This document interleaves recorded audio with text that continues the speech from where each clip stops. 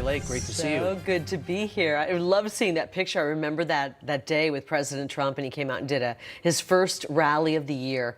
The wind was whipping, it was cold, and 50 to 60,000 Arizonans descended on this dusty lot. And they stayed there all day through the cold weather to hear President Trump. It was so magical. It was a great day. I remember the cape and your speak, but you were wearing this cape. I mean, you're a very elegant person. Has anybody ever told you that? Elegant?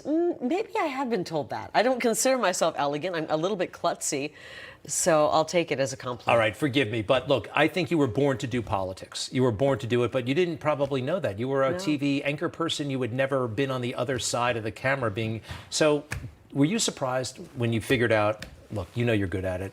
Were you surprised?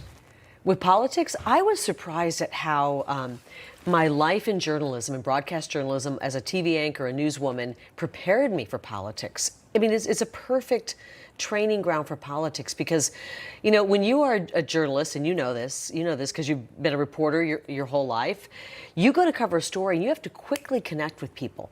You have a deadline. You have to have a story written and be on the air in an hour or two. You don't have time to mess around. You need to be able to go and connect with people immediately, get their story, get them to trust you enough to tell you their story, and share their information they have, and then wrap it up and turn around and get on the air.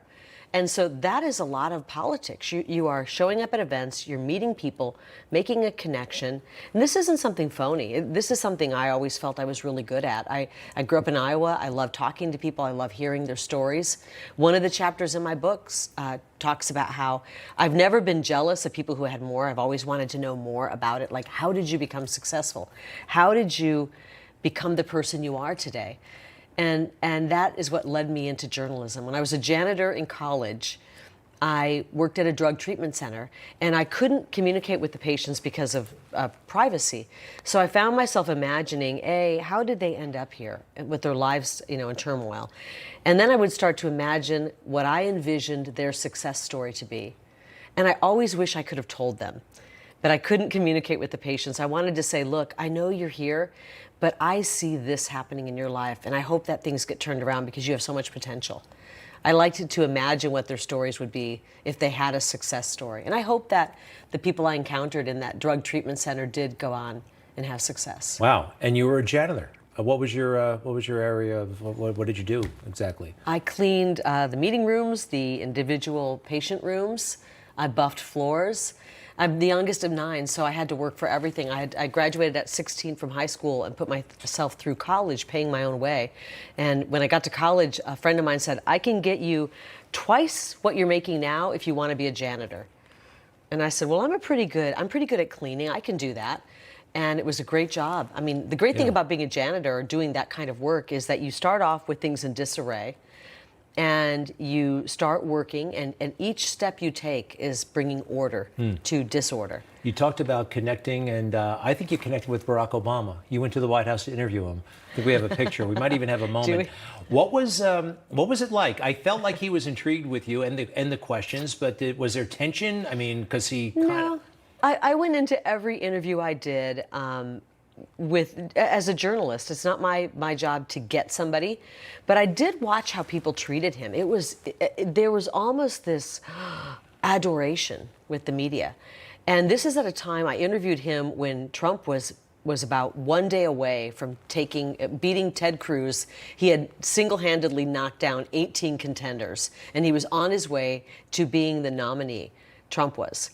And I interviewed Obama a day before Ted Cruz dropped out. So Trump was then going to be the presumptive nominee, right? And he was absolutely convinced Trump will not win, the American people, he will not win, he's not going to win. And it turns out Obama was wrong. His instincts. Actually, we have the moment.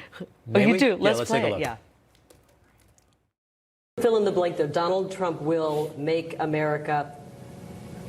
if he's elected. I haven't thought too much about it because I don't think Donald Trump's going to end up being president.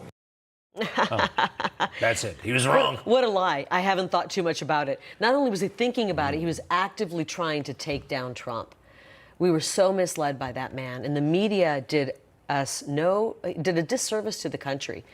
They never asked him tough questions.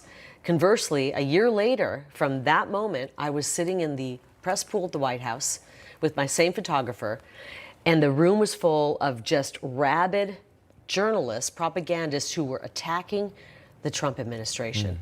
And I remember looking over at my photojournalist going, can you believe this? What a difference a year makes. A year earlier, a bunch of lapdogs sitting in there, lapping up anything the Obama administration said, not asking tough questions, and then Trump's in office and they're attacking him at every chance. And for 8 years they attacked him. The book is available wherever books are sold, Unafraid, but I got to find, like, what are you going to do? This book is great. You're going to be on a book tour, and but there's a Senate seat with your name on it, some people think. There's a big opening, potentially, competitive race there.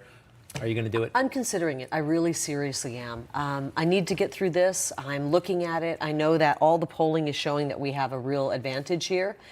And with the three-way race, I mean, Arizona needs somebody who's going to go to D.C. and represent the people. And we have a current senator in that seat who is voting with Biden 95% of the time. We have a socialist running on the Democrat ticket who is not somebody we want to have running Arizona and helping Arizona. He won't help Arizonans.